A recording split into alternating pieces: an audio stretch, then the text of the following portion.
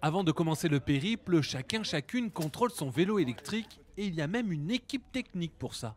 Les vérifications, c'est les hauteurs de selle, si les guidons sont bien serrés, si les roues sont bien serrées, les chaînes tendues, gonflage.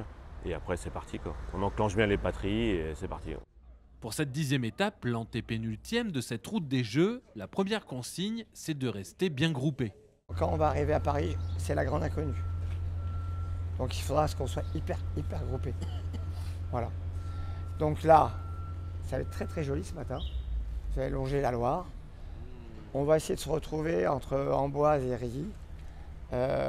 Selon le temps, on verra si on pique-nique ou si on trouve un troquet, on verra. Hein.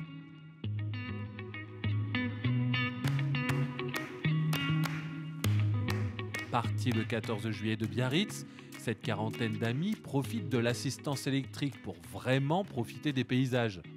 L'arrivée est programmée jeudi, à la veille de l'ouverture des Jeux Olympiques.